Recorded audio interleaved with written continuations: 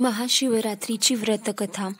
एकदा पार्वतीने परमेश्वर शिवशंकरांना विचारले, असे कोणते श्रेष्ठ तसेच सरळ व्रतपूजन आहे ज्यामुळे मृत्यूलोकातील प्राण्यांना तुमची कृपा प्राप्त होईल.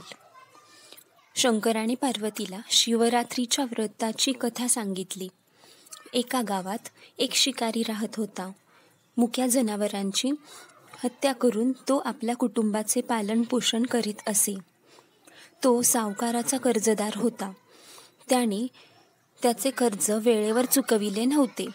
त्यामुळे संतापून सावकाराने शिकारीला शिवमठात कैदी बनविले.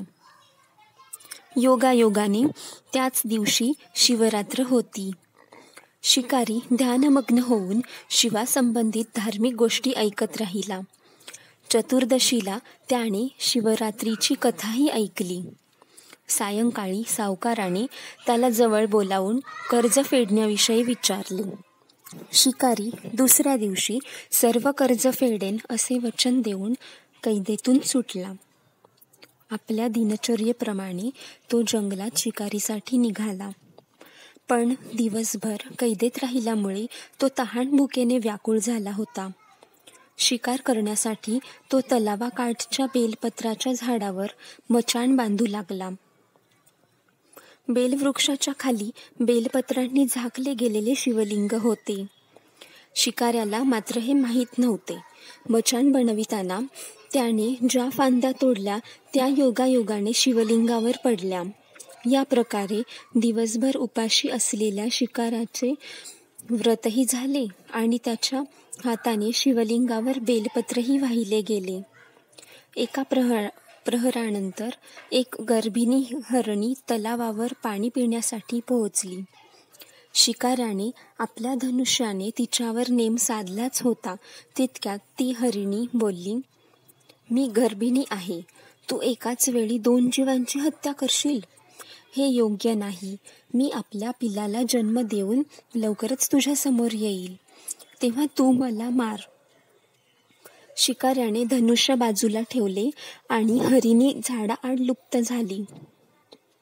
काही वेळाने दुसरी हरिणी तेथून निघाली. शिकाऱ्याच्या आनंदाला पारावार उरला नाही. त्याने तिच्यावर नेम साधला. हे बघून त्या हरिणीने त्याला सांगितले की, हे पारधी, मी एक कामातुर विरहिणी आहे. आपल्या प्रियेच्या शोधात भटकत आहे. मी माझ्या पतीला भेटून लवकरच तुझ्याजवळ येईल. शिकारीने तिलाही जाऊ दिले. 2दा शिकार हातातून गेल्यामुळे तो चिंतित झाला. तेवढ्यात एक हरिणी आपल्या पिलासोबत तेथून निघाली. शिकाऱ्याला जणू सुवर्णसंधीच मिळाली. त्याने धनुष्याला बाण लावला आणि बाण सोडणार तेवढ्यात ती हरिणी बोलली, हे पारधी, मी माझ्या पिल्लाला त्याच्या वडिलांकडे सोडून लगेच येते. यावेळी तू मला मारू नकोस. शिकारी हसला आणि म्हणाला, समोर आलेली शिकार सोडून द्यायला मी काही मूर्ख नाही. याआधी मी 2दा शिकार गमावली आहे. माझी मुले तहान-भुकेने व्याकुळ झाले असतील. मग हरिणी म्हणाली, जशी तुला आपल्या मुलांची काळजी वाटते आहे तशीच मलाही वाटत आहे. त्यामुळे मी फक्त काही काळ तुझ्याकडून जीवनदान मागत आहे. माझ्यावर विश्वास ठेव. मी लगेच परत येईल.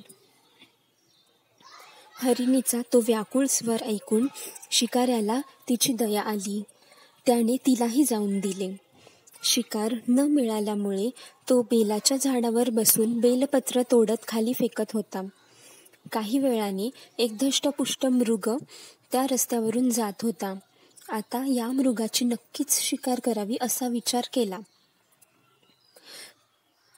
पण त्याच्यावर नेम धरला असता मृग दीनवाण्या स्वरात म्हणाला, हे पारधी, जर तू माझ्या आधी 3 हरिणींना मारले असेल तर मला मारण्यातही वेळ करू नकोस.